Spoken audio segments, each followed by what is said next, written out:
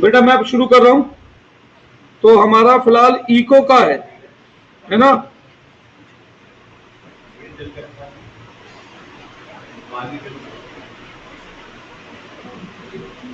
बेटा ऐसा है, देखो अब प्लीज रिक्वेस्ट है,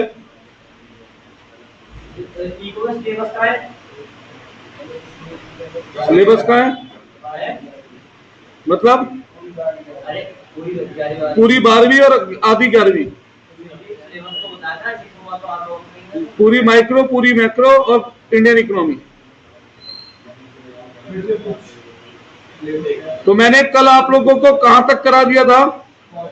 कल मैंने आपको लास्ट समझाया था reason behind U shape of cost और रीजन फॉर साइज या stage of law of return. तो मैंने आपको बताया था कॉस्ट के गिरने का रीजन और पहली स्टेज का रीजन एक होता है। पहली स्टेज कौन सी होती थी? Increasing return. फिर मैंने आपको बताया था कॉस्ट के वापस बढ़ने का रीजन, और सेकंड और थर्ड स्टेज डिमिनिशिंग रिटर्न और नेगेटिव रिटर्न का रीजन एक है। ये मैंने आपको बताए थे रीजन किसके? Law of return to variable proportion के। अब एक छोटी सी चीज और लिख देता हूं और उसके बाद आज का अगला टॉपिक शुरू। तो अब मुझे एक चीज और क्या लिखनी है? Reason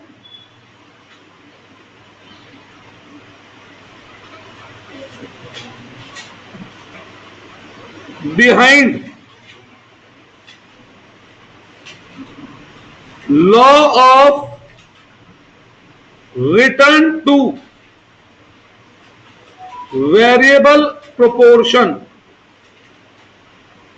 reason behind law of return to variable proportion. तो ये तो मैं ऊपर लिखवा चुका हूं। तो reason behind law of return to scale. अब law of return to variable proportion और law of return to scale का डिफरेंस मैंने पढ़ाया था। जब हम शॉर्ट रन पीरियड में लॉ ऑफ रिटर्न पढ़ते हैं तो उसे हम क्या नाम देते हैं? Law of return to variable proportion. और जब हम लॉन्ग रन पीरियड में लॉ ऑफ रिटर्न पढ़ते हैं तो उसे हम क्या नाम देते हैं? Law of return to scale. इसके पीछे मैंने रीजन क्या बताया था? शॉर्ट रन पीरियड में हमारे फैक्टर ऑफ प्रोडक्शन दो कैटेगरी में डिवाइडेड है, फिक्स फैक्टर ऑफ प्रोडक्शन और वेरिएबल फैक्टर ऑफ प्रोडक्शन। जबकि लॉन्ग रन पीरियड में सारे ही सारे फैक्टर हम क्या मानते हैं? Variable factor. तो शॉर्ट रन पीरियड में जब हम रिटर्न बढ़ाते हैं तो कुछ फैक्टर चेंज होते हैं और कुछ अनचेंज रहते हैं, और लॉन्ग रन पीरियड में overall scale of the production बढ़ता है, यानी सारे के सारे factor of production same proportion में चेंज होते हैं। तो इसीलिए उसे हम कहते हैं law of return to scale. ये law of return to scale पढ़ा चुका हूं, मुझे इसका रीजन बताना है। देखो बेटा इसके दो रीजन है। पहली बात मैं किसकी कर रहा हूं? इंक्रीजिंग रिटर्न की,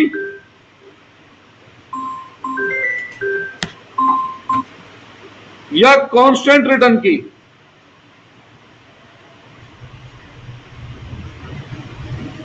तो इसके अगर मैं रीजन बताऊं तो इसके रीजन को हम नाम देते हैं इकोनॉमीज। क्या नाम देते हैं? इकोनॉमीज। और ये इकोनॉमीज भी दो हिस्सों में होती हैं। एक इंटरनल इकोनॉमीज, ये आप लोगों ने पहले नहीं पढ़ा होगा 11th में या उससे पहले, और एक external economies.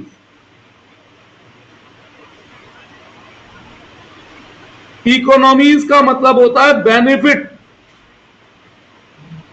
Of increasing production, या जब हम बिजनेस को बढ़ाते हैं तो उससे हमें क्या फायदे मिलते हैं। अब सुनो, यहां पे मैं एक एग्जांपल देता हूं। हमारे पड़ोस में ही एक स्कूल है, शबील दास पब्लिक स्कूल। ठीक है, शुरुआत में ये शायद इतना बड़ा एकदम से ना हुआ हो। भाई ऐसे मानो आज से कई साल पहले, 30 साल पहले पटेल नगर में एक आधा कोई घर था, बाकी सारी जगह खाली पड़ी थी और ये कोई एरिया इतना डेवलप नहीं था। तो यहां पर बिजली का कनेक्शन भी था नहीं था पता नहीं, सड़कें थी नहीं थी पता नहीं, बैंक का तो भूल ही जाओ, ठीक है, खाने पीने की दुकानें भूल जाओ, सब चीजें भूल जाओ।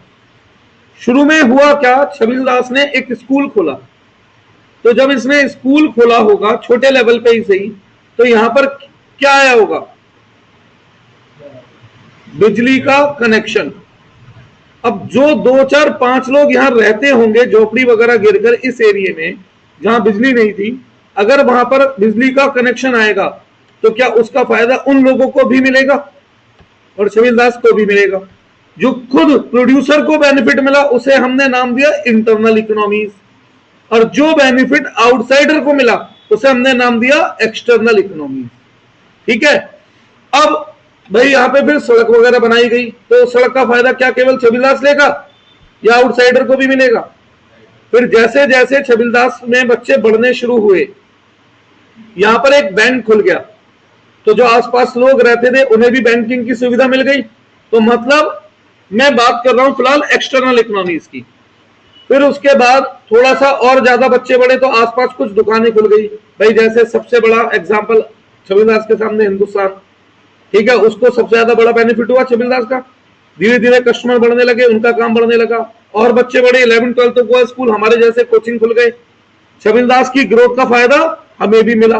तो जब एक प्रोड्यूसर प्रोडक्शन बढ़ाता है तो जो फायदा आउटसाइडर को मिले उसे हमने क्या नाम दे दिया, एक्सटर्नल इकोनॉमीज। और जो फायदा खुद प्रोड्यूसर को मिला उसे हमने क्या नाम दे दिया, इंटरनल इकोनॉमीज। भाई छबीलदास नहीं, पर मैं जनरल बिजनेस की बात करता हूं। इंटरनल इकोनॉमीज में देखो क्या क्या फायदे मिलते हैं। जब आप प्रोडक्शन बढ़ाते हो तो आपको वॉल्यूम डिस्काउंट मिलता है। हाँ भाई, कम रॉ मटेरियल खरीदते हो और ज्यादा रॉ मटेरियल खरीदते हो तो क्या रेट एक ही होता है या डिफर होता है, सस्ता पड़ता है, वॉल्यूम डिस्काउंट मिलता है। दूसरा, डिवीजन ऑफ वर्क, इसमें भी होगा ये, दैट इज स्पेशलाइजेशन। हाँ, खुद बिजनेस को जो फायदे हो रहे हैं। तीसरा, optimum utilization of fix factor, लिखना इसे और काट देना। अब आप कहेंगे लिखवा कर क्यों काट रहा हूं मैं, क्योंकि ये वाला रीजन मैंने, तीनों रीजन मैंने law of return to variable proportion में भी लिखवाए थे। पहले 2 रीजन यहां चल जाएंगे, ये नहीं चल सकता। कारण, क्योंकि हम लॉन्ग रन पीरियड में सारे फैक्टर को क्या मानते हैं, वेरिएबल। फिक्स है नहीं तो मैं लिखूंगा कैसे। फायदा और क्या बेनिफिट मिल सकता है भाई, क्रेडिट वर्थनेस बढ़ती है कंपनी की, लोन वगैरह लेने में फायदा होता है, मार्केट में एक्सपेंड होने में फायदा होता है, क्योंकि जब हम बल्क में प्रोडक्शन करते हैं तो प्रोडक्शन सस्ता भी होता है, सस्ता होता है तो हम सस्ता भी बेच सकते हैं, है ना। तो ये कुछ फायदे किसको मिलने शुरू होते हैं। अब सर्विस ऑफ स्पेशलाइज्ड पर्सन मिल जाती है। कैसे, बड़े लेवल पे होगा तो हर चीज के लिए स्पेशल मैनेजर होगा। तो ये कुछ फायदे मिलते हैं किसे, प्रोडक्शन बढ़ाने के, किसको, खुद फर्म को। अब बात करता हूं सेकंड, डिमिनिशिंग रिटर्न की। Same difficulty in availability of raw material उन्होंने लगी कि एक लेवल के बाद रॉ मटेरियल भी मार्केट में क्या मिलने पड़ने लगेगा, शॉर्ट पड़ने लगेगा, है ना बेटा।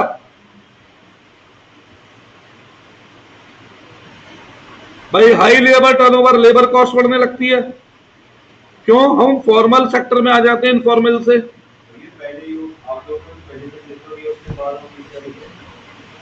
ये डिमिनिशिंग रिटर्न के रीजन, इसे हम कहते हैं डिस इकोनॉमीज। क्या बोलते हैं इसे, डिस इकोनॉमीज, प्रोडक्शन बढ़ाने से होने वाले नुकसान। वैसे भी हमें तो वहां पॉइंट पे टिक करना है, ठीक है ना। अब आता हूं आज के टॉपिक पे, रेवेन्यू कॉन्सेप्ट। क्या है आज का हमारा topic, revenue concept.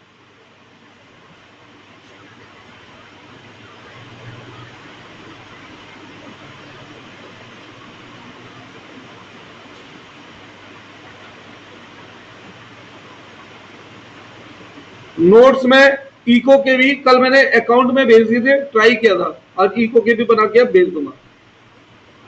Revenue concept, Gauri जी, पेन 20 रुपए का खरीदा, 25 का बेचा, रेवेन्यू बताओ। 5 रुपए, कोई डाउट है इसमें। मानी जी, पेन 20 रुपए का खरीदा और 25 का बेका, रेवेन्यू कितना? 25 या 5? Revenue means inflow from sale of goods और by rendering service. Revenue doesn't means profit. Profit means revenue minus cost economic में, और अकाउंट में profit means revenue minus expense. In availability of raw material. Main तो देखो question ही बस ये आएगा, रीजन इंक्रीजिंग रिटर्न के इकोनॉमीज और डिमिनिशिंग रिटर्न के डिसइकोनॉमीज, नाम ही आएगा। मैंने तो फिर भी कुछ एग्जांपल लिखे हैं बेटा। अब रेवेन्यू कॉन्सेप्ट पे आते हैं। भाई रेवेन्यू मतलब आप लोग क्या समझ रहे हैं? रेवेन्यू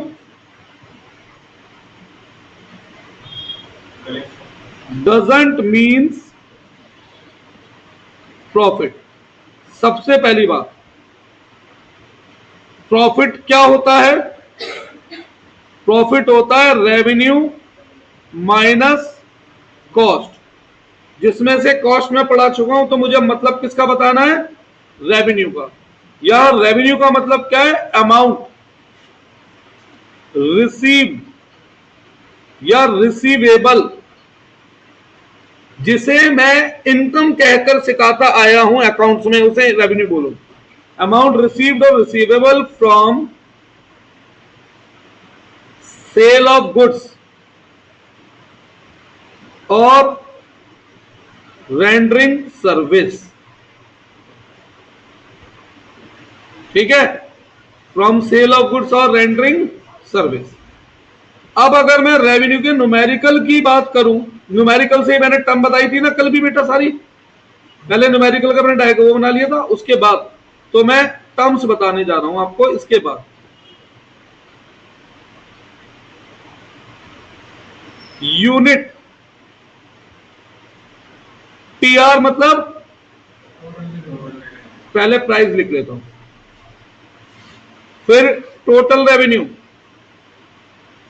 एआर मतलब एवरेज रेवेन्यू, और एमआर मतलब एडिशनल रेवेन्यू, है ना। अगर मैं बात करता हूं टोटल रेवेन्यू की, एक बहुत साधारण एग्जांपल दे रहा हूं मैं आपको। 1 किलो आम 10 रुपए का, तो 2 किलो आम, 3 किलो आम, 4 किलो आम, कैसे निकाला? Unit into price. और प्राइस हमेशा किसे कहते हैं? पर यूनिट वैल्यू को कहते हैं। प्राइस हमेशा क्या कहते हैं? पर यूनिट वैल्यू को। तो प्राइस इनटू यूनिट टीआर होता है। तो टीआर का फॉर्मूला क्या बना? एआर का फॉर्मूला क्या बना? Average revenue per unit total revenue. TR को किससे डिवाइड कर दो? यूनिट से। और एमआर मतलब additional revenue from sale of one additional unit. MR कैसे निकलता है? या तो नीचे वाले टीआर से ऊपर वाला टीआर लेस कर दो। पर यह फॉर्मूला मुझे लगता है जुगाड़ है, यह प्रॉपर फॉर्मूला नहीं है। क्यों जरूरी है यूनिट एक के बाद दो आए, दो के बाद तीन? ऐसा भी तो दिख सकता है 10 20 30 40 यूनिट, है ना। तो इसका जो सबसे बेहतर फॉर्मूला होता है वो क्या होता है? Change in TR. बेटा अभी लिखवाऊंगा ना नीचे ये बात में, फिर वापस ऊपर आऊंगा। और upon change in unit.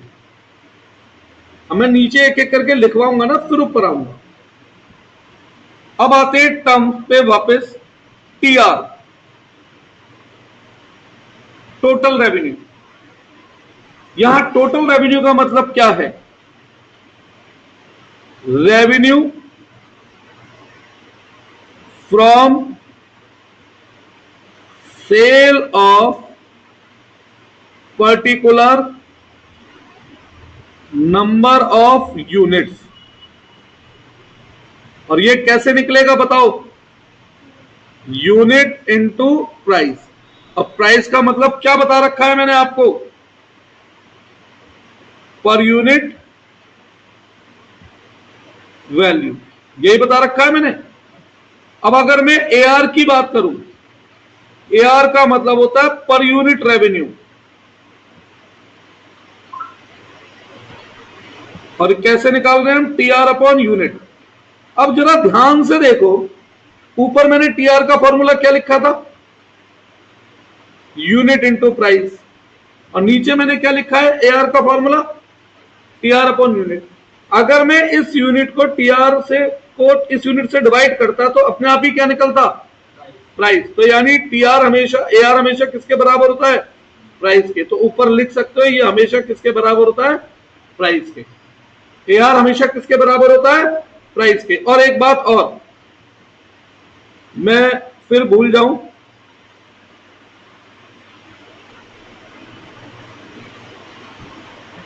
AR curve is known as demand curve. One marker में ऐसे पॉइंट आ जाए कभी। डिमांड कर्व किसको कहते हैं हम? AR कर्व को ही कहते हैं क्या? Demand curve. ठीक है, AR कर्व को ही कहते हैं हम क्या? Demand curve.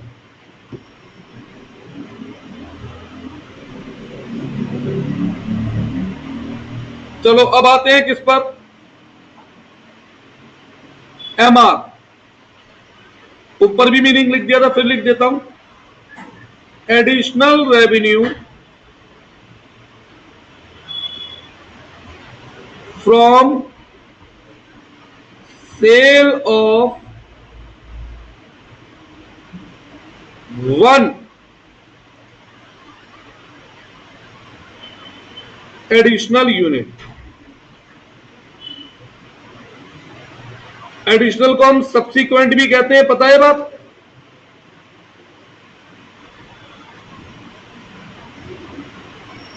ठीक है, तो कायदे में इसका सही फॉर्मूला तो क्या है? चेंज इन TR को किससे डिवाइड करो? Change in. अब आप कहेंगे 11th में तो हम नीचे वाले TR से ऊपर वाला माइनस कर देते थे। अरे 11th में जो न्यूमेरिकल करते थे उसमें एक एक यूनिट ही तो बढ़ती थी बेटा, इसीलिए पॉसिबल था। अब MCQ में बाई चांस ऐसे आ जाए 100 यूनिट बेच रहा हूं 1000 की, और 110 यूनिट बेच रहा हूं 1080 की, तो बताओ MR कितना है? 100 यूनिट बेची 1000 की, और 110 यूनिट सोल्ड कर रहा हूं 1080 रुपए में। 8। क्यों? क्योंकि पर यूनिट देखना है। अगर मैं सीधा नीचे से ऊपर लेस करवाता तो बच्चे गलती क्या करेंगे? 80 लिख देंगे। ठीक है, छोटा सा कॉन्सेप्ट है, बहुत समय नहीं कराना। अब इसमें आ रहे हैं बस मेन रिलेशनशिप पर। किस में आ रहे हैं? एक सेकंड बेटा, बस ये मैं हेडिंग लिख दूं। थोड़ा तेज इसलिए पढ़ा रहा हूं क्योंकि CUT में दिन कम होते हैं, है ना? CUT में दिन कम होते हैं। ये लो लिखो। अब तो सही दिखता होगा ये स्क्रीन ना? नहीं, वैसे भी साइज भी बड़ा हो गया, क्लियरिटी भी पहले से ठीक है। एक सेकंड बेटा।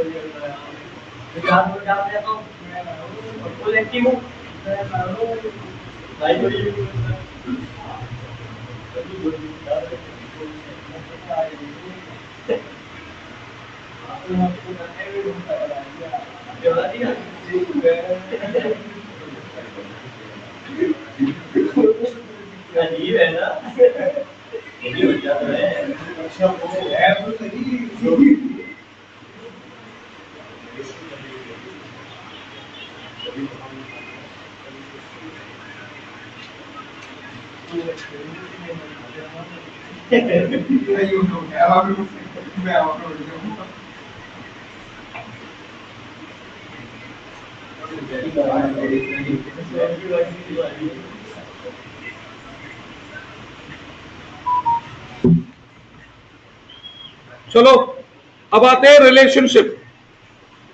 देखो यहां पर मैं दो हिस्सों में रिलेशनशिप को बेटा डिस्ट्रीब्यूट कर रहा हूं। वो दो हिस्से क्या हैं?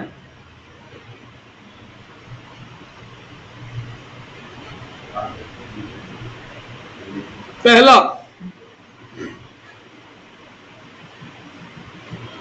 Perfect competition market. Perfect competition market. Perfect competition market की पहचान क्या है? A market where goods are sold at uniform price irrespective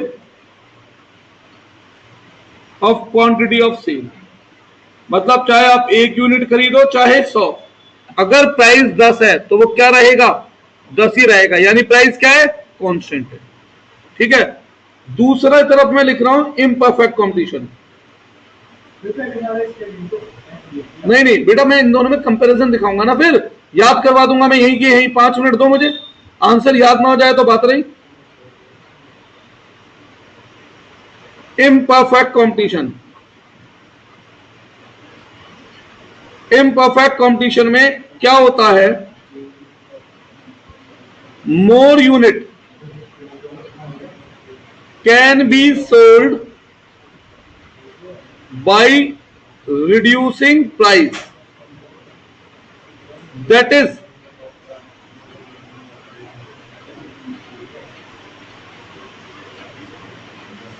sale can be increased by reducing price। अब मैं बना रहा हूं दो न्यूमेरिकल। ये न्यूमेरिकल आप सॉल्व करके दिखाएंगे मुझे अभी। Unit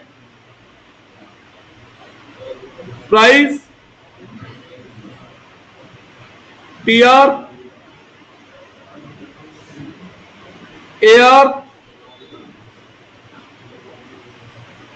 MR. Unit price TR AR MR. अब देखो यहां भी एक मजेदार बात है, कहने को कहा जाता है हमारे कोर्स में परफेक्ट कंपटीशन है, इसका भी एग्जांपल पूछ लिया जाता है। ठीक है।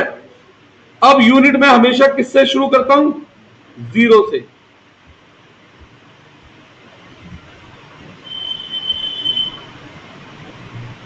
प्राइस 10, प्राइस और एआर हमेशा क्या होते हैं? सेम होते हैं। क्या ये न्यूमेरिकल सॉल्व कर सकते हो? एक दूसरा,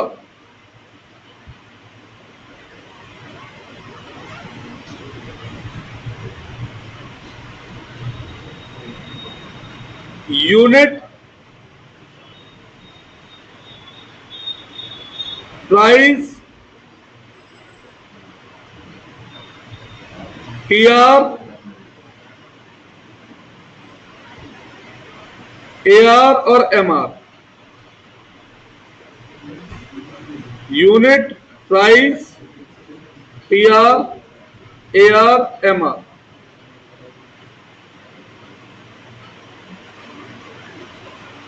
जीरो 1 2 3 4 5 6 7 प्राइस रिड्यूस करके सेल बढ़ाई जा सकती है। इन दोनों न्यूमेरिकल को सॉल्व करो और फिर मैं आपको बताता हूं, इन दोनों न्यूमेरिकल को सॉल्व करो फिर मैं आपको बताता हूं कि रिलेशनशिप क्या क्या है और कैसे इससे आंसर याद हो जाएगा।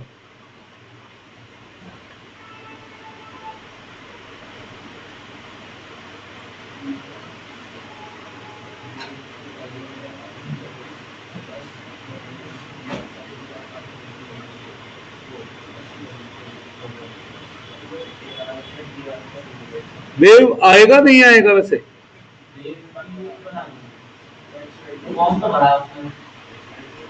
फॉर्म अभी फोन करना मैच के बाद।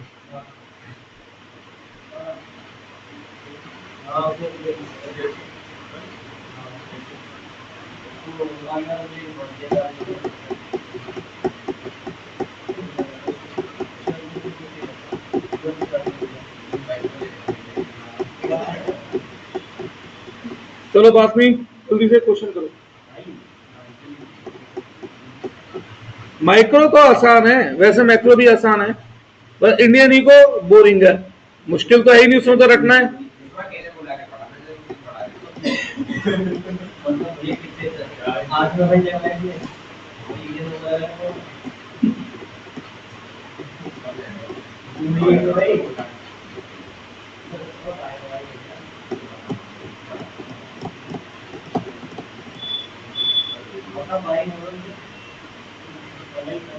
बेटा अब अगर पढ़ लें तो अच्छा होगा, क्योंकि मुझे आज रेवेन्यू कॉन्सेप्ट के साथ साथ एक और चीज खत्म करानी है आज ही आज में, प्रोड्यूसर इक्विलिब्रियम। कल उनके डेज हुए हैं ना? आज आज है, आ जाएंगे, आएंगे आएंगे उनके, तो बिजनेस में ज्यादा नहीं है।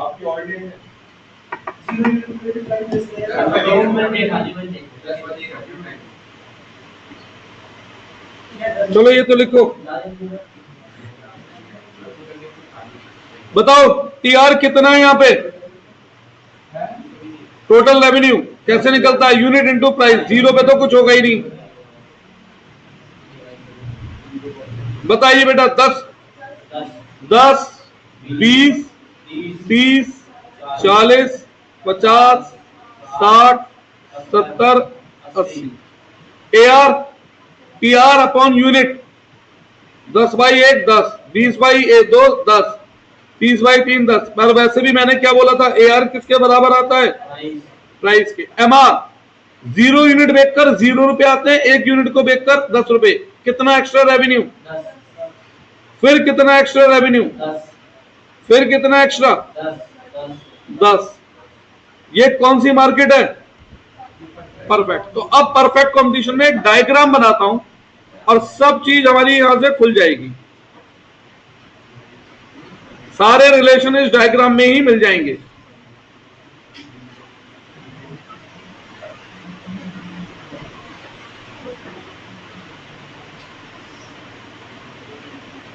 भाई ये यूनिट है, जैसे 1 2 3 4 5 ऐसे यूनिट है। अब ध्यान दो, यहां पर प्राइस 0 यूनिट पे कितना है? सेम। और 8 यूनिट पे सेम, 4 यूनिट पे सेम, 1 यूनिट पे सेम। तो ये प्राइस की लाइन हो गई। अच्छा, प्राइस 10 रुपए है तो एआर भी क्या होगा? और यहां पर एमआर भी क्या है? तो यानी कि परफेक्ट कंपटीशन मार्केट में एआर और एमआर हमेशा क्या रहेगा? Same and constant to and constant. और दोनों कर्व क्या है? Parallel to X axis, parallel to X axis. कोई डाउट? अब रेवेन्यू की बात करूं मैं, कितने डिग्री पे कौन सा रेवेन्यू? तो क्या कर रहा है ये? इंक्रीज कर रहा है। कौन से रेट पे? एट कांस्टेंट रेट पे। क्या कर रहा है? कांस्टेंट रेट पे इंक्रीज कर रहा है। बस इतना ही थ्योरी वो पूछे जा सकते हैं, इसमें और कोई पॉइंट ही नहीं है। तो बताओ, डायग्राम में आंसर मिल जाएगा एमसीक्यू का। अब बात करते हैं हम किसकी? बताएं। टीआर 10 1 जा 10, 9 2 जा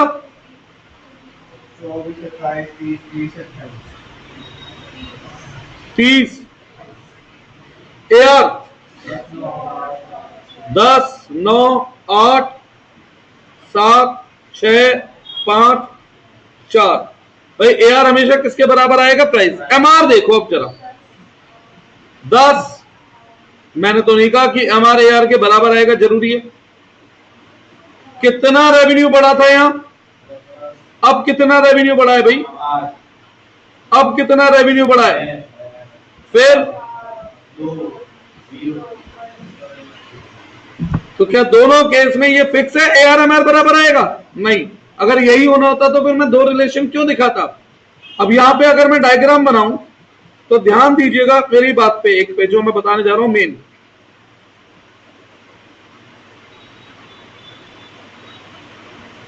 ये लेट से MR जा रहा है पहली यूनिट से,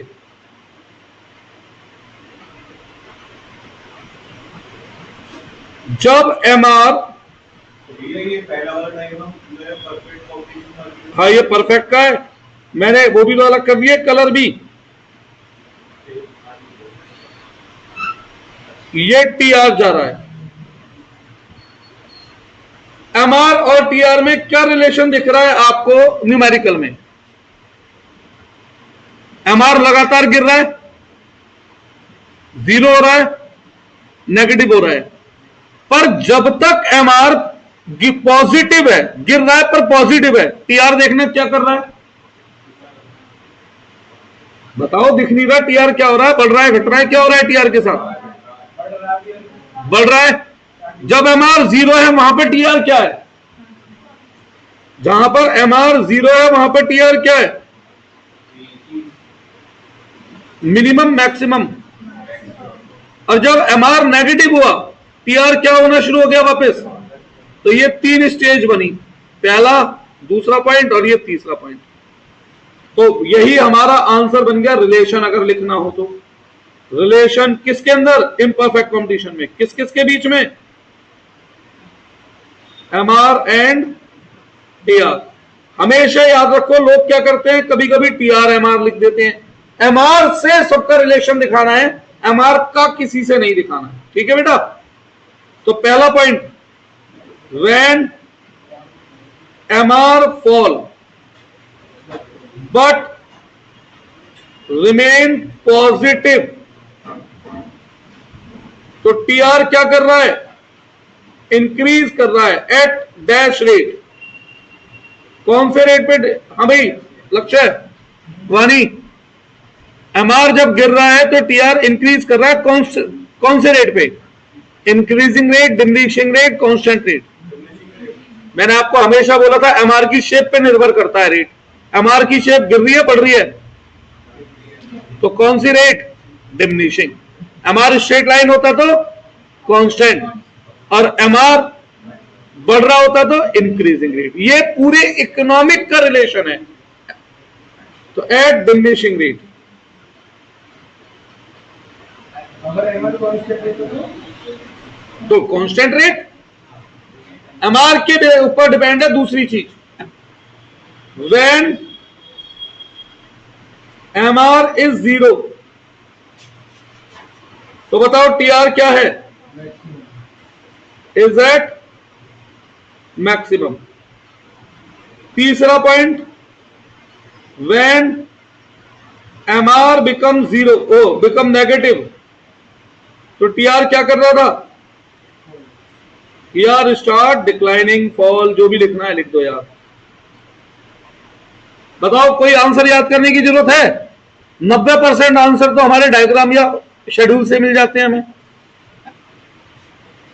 कोई डाउट इसमें? अब एक चीज और दिखाता हूं बेटा, यहां देखो, ये मैंने लिया एक बेस लाइन भाई, यहां से शुरुआत हुई। अब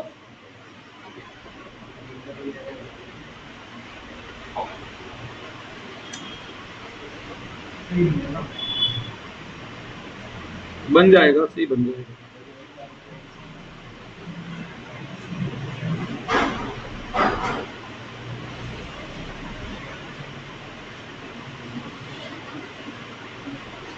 AR, क्या इस टेबल से, इस शेड्यूल से AR और MR में कुछ रिलेशन दिख रहा है?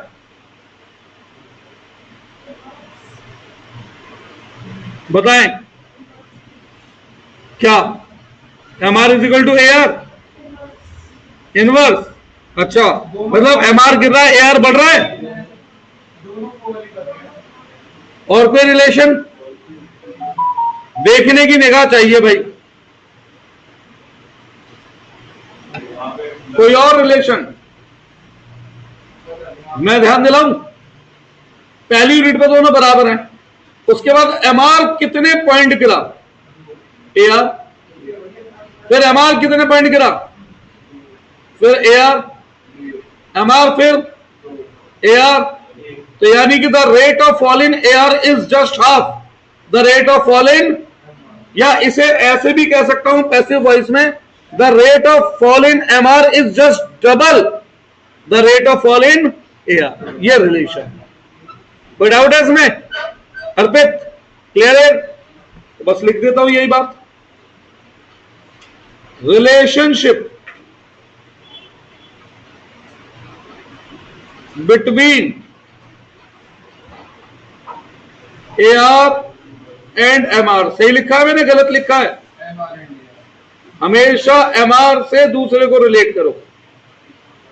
और वैसे भी मैंने एक बात बोली थी, जब एमआर एआर बराबर होते हैं, मार्जिनल और एवरेज बराबर हो, तो एवरेज हमेशा किस पर होगा? बेस्ट पोजीशन पर होगा। और बेस्ट पोजीशन क्या है रेवेन्यू के हिसाब से? ज्यादा होना कम होना? देखना जरा सबसे ज्यादा एआर का है, जहां बराबर है ना। तो लिख दू relation at first unit both are same, however after that both fall, but the rate of fall in AR is just double half. अगर मैं एमआर लिखता तो क्या लिखता? डबल। और मैं पहले एआर बता रहा हूं तो वो क्या है? Half. The rate of fall in AR is just half the rate of fall in MR. और एक और लाइन, एमआर कैन बी जीरो और negative, but AR can never be zero और नेगेटिव। लिख लीजिए। वैसे तो आप शेड्यूल ही रिवाइज कर लें तो आंसर बन जाएगा, डायग्राम दिमाग में बैठा लें तो आंसर बन जाएगा, आपको थ्योरी याद करने की जरूरत पड़ेगी नहीं, है ना।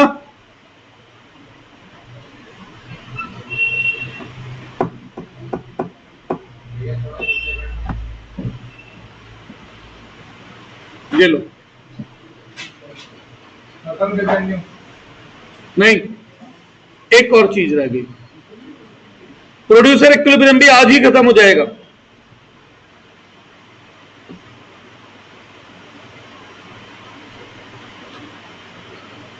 जब ये पूरी यूनिट हो जाएगी तब मैं एक क्लास यहां दूंगा, एक क्लास के आपके लिए होमवर्क दूंगा।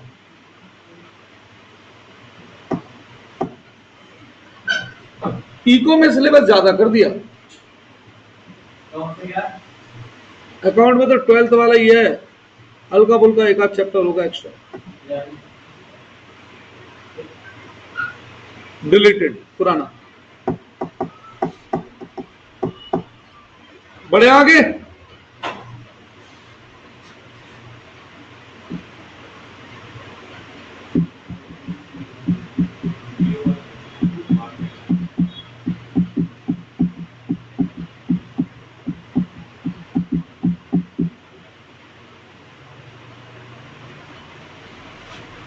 अब लास्ट चीज लिख रहा हूं,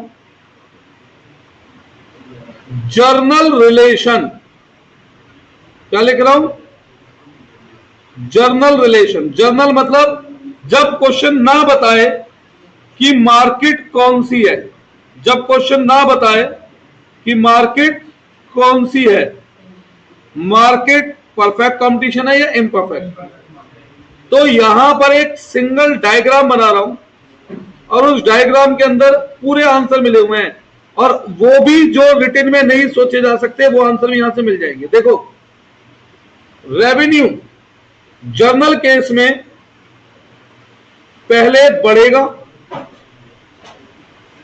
और फिर कम होगा मार्जिनल रेवेन्यू। जब तक रेवेन्यू बढ़ेगा, वो पहला पॉइंट ध्यान देना। मैंने यहां 3 स्पेस छोड़ी है, 3 लाइनें, जहां 0 होगा दूसरा, इसे जोड़ते हुए बनाया मैंने total revenue, TR, total revenue. ये कौन सी वर्ड है जो बता रहे हैं? 1 यूनिट से। बुकों में 0 से करते हैं ना, वो बेवकूफी है। 0 पे तो सब 0 है, 1 पे सब बराबर है। तो अब अगर मैं यहां आपसे पूछूं रिलेशनशिप बिटवीन, जनरल रिलेशन,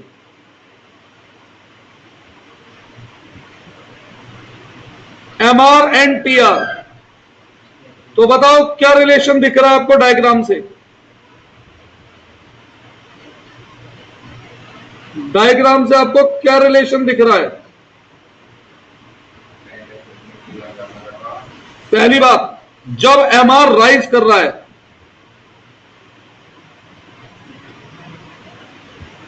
तो टीआर क्या कर रहा है?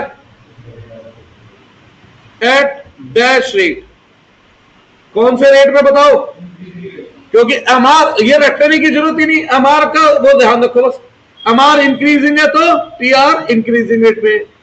कौन से रेट पे? सेकंड, जब एमआर फॉल कर रहा है बट पॉजिटिव है, तो टीआर क्या कर रहा है? अभी भी इंक्रीज, बट कौन से रेट पे? अब डिमिनिशिंग रेट पे। कुछ ऐसे रिलेशन है जिन्हें दिमाग में रख लो, आंसर नहीं आता तो बना सकते हैं। तो तीसरा पॉइंट, व्हेन एमआर इज 0, तो टीआर क्या है? Is at maximum. और फोर्थ, व्हेन एमआर बिकम 0, तो टीआर क्या कर रहा है? स्टार्ट 15 मिनट, एग्जैक्ट 10 मिनट मान लो, 10 मिनट। कौन? बैठो जी। कोई डाउट है यहां तक?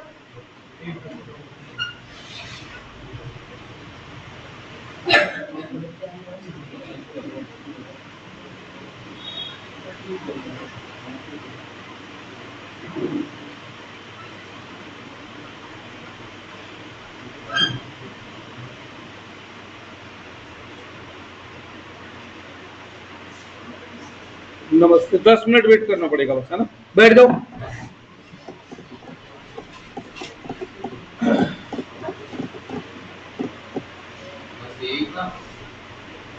अब एक इसमें टीआर एमआर एआर से रिलेशन और बना दूं। एक बात बताओ, आपने दोनों में तो कितने से कम से कम बिल्कुल नेगेटिव नहीं आया ना वहां से? क्या? कोर्स पे मैंने एमआर बिल्कुल नेगेटिव। अच्छा, बिकम 0 लिख दिया मैंने, सॉरी सॉरी बेटा, वो बोला नेगेटिव ही था, लिखा 0 गया। अब ध्यान दो, ये है एआर कर्व।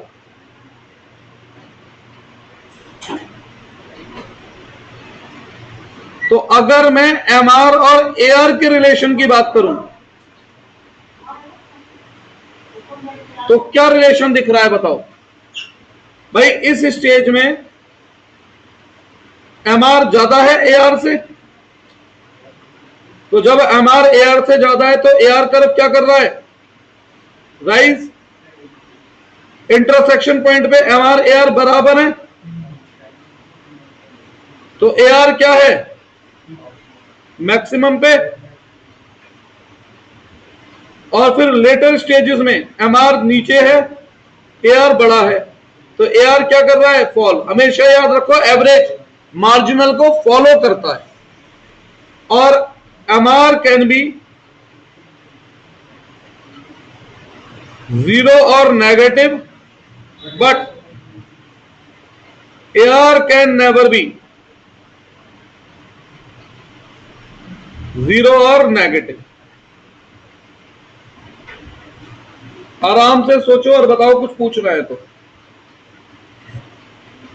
डायग्राम नहीं एक्सप्लेन किया मैंने, कुछ अलग से थ्योरी याद करनी पड़ेगी, आप बताएं। डायग्राम दिमाग में रखो, आंसर आ जाएगा, रिलेशन बन जाएंगे।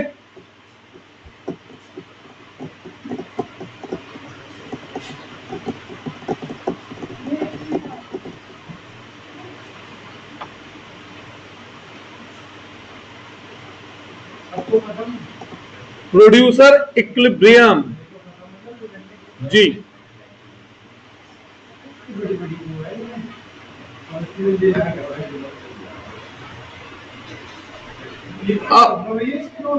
क्या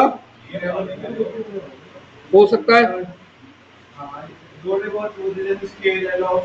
वो नहीं होगा। हाँ।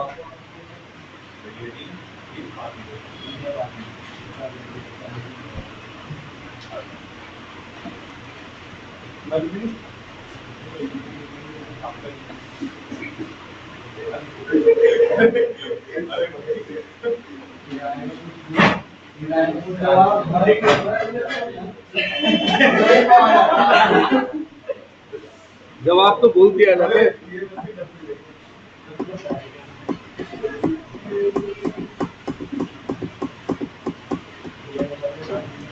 चलिए अब आते हैं अगला टॉपिक। बेटा टाइम कम है, सिलेबस बहुत सारा है, क्या करें, भागना पड़ रहा है। Producer equilibrium,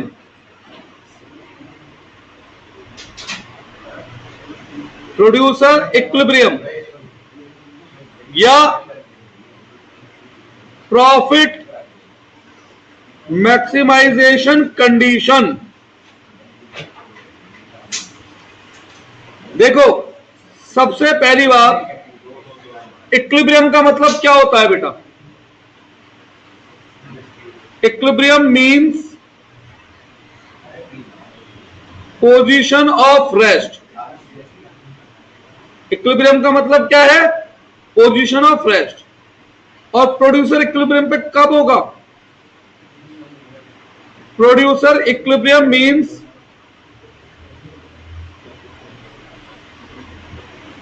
position of rest for producer. अब प्रोड्यूसर इक्विलिब्रियम पे कब होगा, जब उसे मैक्सिमम प्रॉफिट होगा। प्रोड्यूसर विल बी, बेटा आप मेरी बात सुन लें प्लीज, एट इक्विलिब्रियम।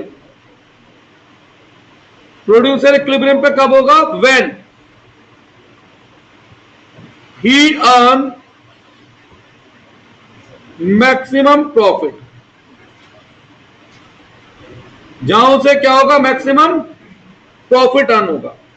अब एक बात सुनो मेरी, प्रॉफिट कैसे निकलता है, बताया भी था मैंने, रेवेन्यू में से किसे माइनस कर दो, कॉस्ट को। अब यहां पे एक बात ध्यान दो, एक अप्रोच पढ़ाई जाती है हमें 12th में, 11th में, मैं ये दोनों बातें लिख रहा हूं, ये दो अप्रोच है।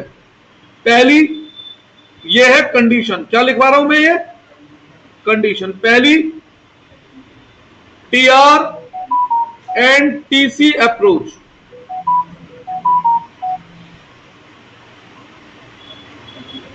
इस अप्रोच के अनुसार टीआर क्या होना चाहिए, टीसी से बड़ा होना चाहिए, तभी तो प्रॉफिट आएगा।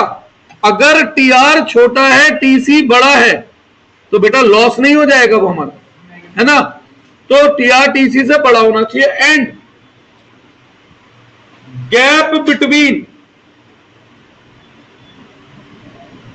TR and TC should be maximum. इनके बीच का गैप क्या होना चाहिए, मैक्सिमम, क्योंकि इनके बीच का गैप ही प्रॉफिट है। दूसरी है एमआरएमसी अप्रोच।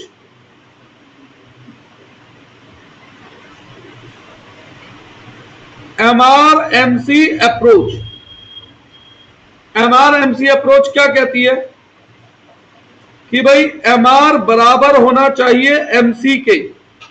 एंड मतलब दोनों कंडीशन एक साथ पूरी होनी चाहिए। MC curve should be rising, that is MC curve should cut MR from below, नीचे से ऊपर जाते हुए कट करें। इसे मैं एक डायग्राम से समझाने की कोशिश करता हूं। हाँ, एक डायग्राम ऊपर बना रहा हूं। अरे तुम नीचे बना लो ना कॉपी के।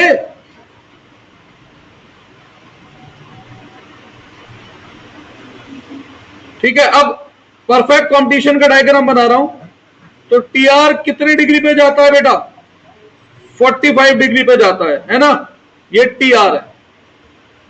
और कॉस्ट कभी भी क्या नहीं हो सकती? जीरो। तो कॉस्ट ऊपर से जा रही है, ये टोटल कॉस्ट पहले धीरे बढ़ती है फिर तेज। अब यहां पर आपको सबसे ज्यादा गैप किस जगह दिख रहा है? क्या इससे ज्यादा कहीं गैप दिख रहा है आपको? नहीं। दूसरी कंडीशन, MR/MC अप्रोच की बात करता हूं। ये MR है, पढ़ चुके हैं आज की। MR कांस्टेंट रहता है परफेक्ट कंडीशन में, और ये MC है।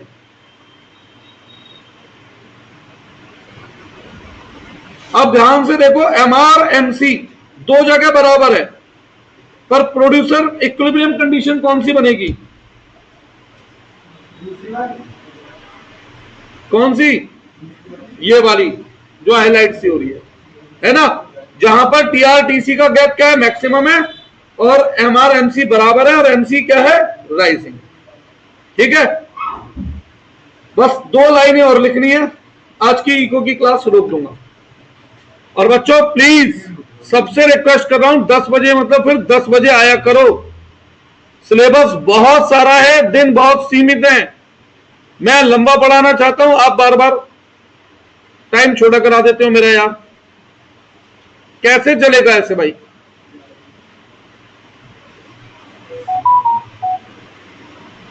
बढ़े आगे, बना लो ये। अब जैसे मैं 11th की बात करूं तो उसमें TR/TC अप्रोच नहीं थी, केवल क्या थी? अब भैया हमारी सो कोड महान बुक में ऐसे ऐसे क्वेश्चन भी थे जहां पर 3 बार MR/MC बराबर आता था, न्यूमेरिकल। ऐसे न्यूमेरिकल भी थे जहां पर MC कभी MR के नीचे जाता ही नहीं था, ऊपर से टच करके निकल जाता था। तो भाई साहब उसी को प्रोड्यूसर इक्विलिब्रियम कहते थे भाऊजी। उसी को बराबर कह देते थे। बताओ क्या बोले? किताबें छपती हैं पर कई बार एनालाइज ही नहीं होती हमने क्या छापा है। बढ़े आगे, चलिए। तो some important point to be notice.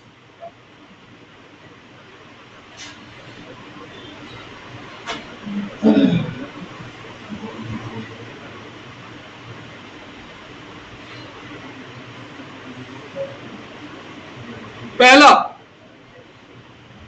Break even point किसे कहते हैं?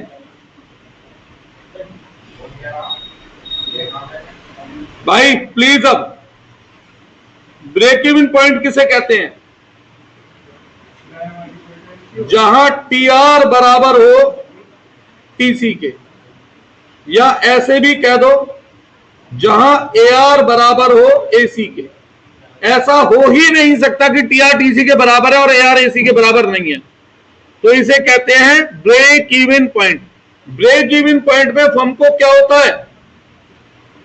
जीरो प्रॉफिट नहीं, यहां पर फर्म कमाती है नॉर्मल प्रॉफिट, क्योंकि मैं आपको बता चुका हूं in economic normal profit is already inbuilt element of cost. तो कॉस्ट तो कवर हो रही है ना मेरी, यानी कि मैं नॉर्मल प्रॉफिट अर्न कर रहा हूं, जीरो प्रॉफिट नहीं होता है इसका मतलब। अकाउंट्स में अगर मैं ब्रेक इवन पॉइंट बोलूंगा तो वहां पे क्या मतलब है? Zero profit. Second, profit shutdown point. Business कब बंद कर देना चाहिए? जब AR हमारा छोटा हो जाए किससे? AC से। सही है ना? एवरेज रेवेन्यू कम हो जाए और एवरेज कॉस्ट ज्यादा हो जाए तो बिजनेस चलाना चाहिए, बंद कर देना चाहिए? बिल्कुल गलत है। जब एवरेज रेवेन्यू छोटा हो जाए या बराबर हो जाए एवरेज वेरिएबल कॉस्ट की, तब हमें बिजनेस को बंद करना है। भाई शुरुआत में तो हर बिजनेस में क्या है, फिक्स कॉस्ट ज्यादा होगी, उतनी फिक्स कॉस्ट रिकवर नहीं होती। लेकिन अगर वेरिएबल कॉस्ट भी रिकवर आप नहीं कर सकते तो आप कभी भी प्रॉफिट जनरेट नहीं कर सकते। तो शटडाउन पॉइंट क्या होता है, जब एवरेज रेवेन्यू क्या है, छोटा है या बराबर है किसके, एवरेज वेरिएबल कॉस्ट के। या फिर ऐसे कह सकता हूं, जब टोटल रेवेन्यू छोटा है या बराबर है किसके, टोटल वेरिएबल कॉस्ट के। ये पॉइंट आपको दिमाग में रखने हैं।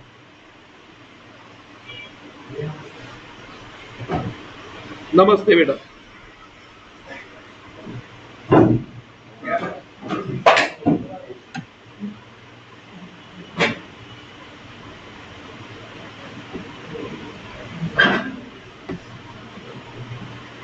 अब कुछ बातें बताना चाहता हूं। व्हेन एट ए पॉइंट, कौन से पॉइंट पे, जहां एमआर और एमसी बराबर हो, उस पॉइंट पर अगर एआर बड़ा है एसी से, एआर बड़ा है एसी से, तो इसे हम कहते हैं एबनॉर्मल प्रॉफिट।